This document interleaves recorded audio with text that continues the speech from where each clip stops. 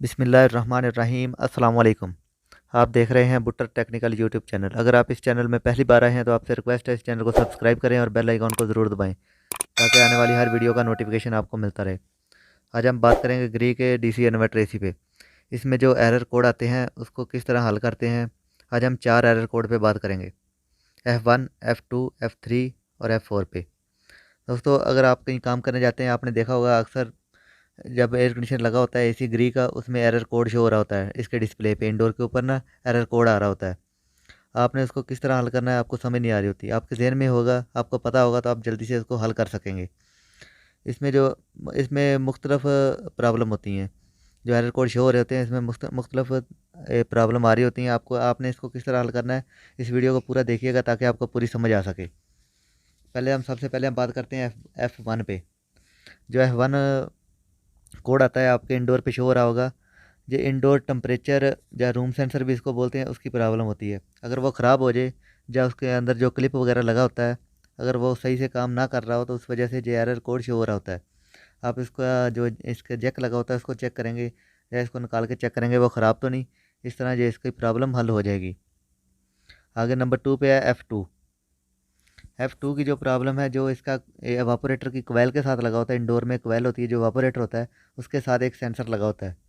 अगर उसमें जो मसला आ रहा हो वो ख़राब हो गया हो, या उसकी वो वायर वगैरह कट गई हो, या कहीं से उसका जैक वगैरह बाहर निकल गया हो, तो उस वजह से ये प्रॉब्लम आएगी। F2 आएगा, उसका एरर कोड जो है वो F2 आएगा। ठीक है, इस तरह आप उसको ठीक करके इसकी जो प्रॉब्लम हल कर सकते हैं। आगे आ जाता है F3 को हम किस तरह हल करेंगे। F3 जो एरर कोड होता है, ये इंडोर के ऊपर आपके शो हो रहा होगा, F3 लिखा आ रहा होगा।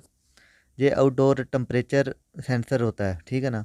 जो आउटडोर में लगा होता है ना, आउटडोर का टेम्परेचर आउटडोर कंडेंसर के साथ भी लगा होता है, और एक आउटडोर की बैक बैक साइड पे लगा होता है।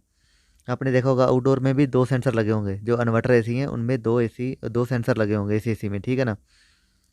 इन सेंसर में एक कोयल के साथ लगा होगा, एक बैक साइड पे लगा होगा।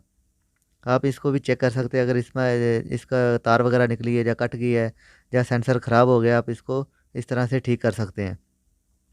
जब वैसे भी आप इसको अच्छे तरीके चेक करेंगे तो ये इसका पता चल जाएगा। जब आप डोर खोलेंगे आपको पता चल जाएगा इसमें क्या फ़ॉल्ट आ रहा है, ठीक है।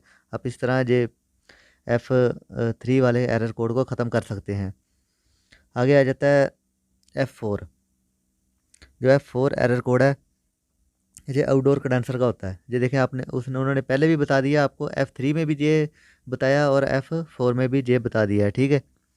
आपने इसको किस तरह हल करना है। अगर F4 आपके डिस्प्ले पे शो हो रहा है, मतलब आपके इंडोर के ऊपर F4 एरर कोड शो हो रहा है डीसी इन्वर्टर एसी में ग्री के, तो इसका आप सेंसर के जो कोयल के अंदर वो कभी कोयल से बाहर निकल जाता है, ठीक है ना।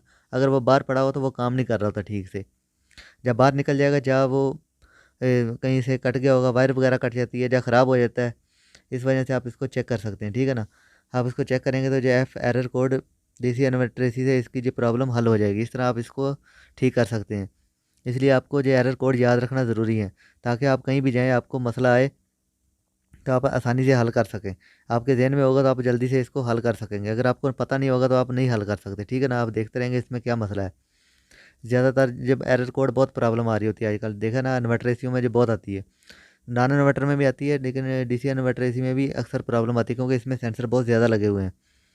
अगर आपको वीडियो अच्छी लगे तो लाइक और शेयर ज़रूर कीजिएगा। वीडियो देखने का बहुत शुक्रिया।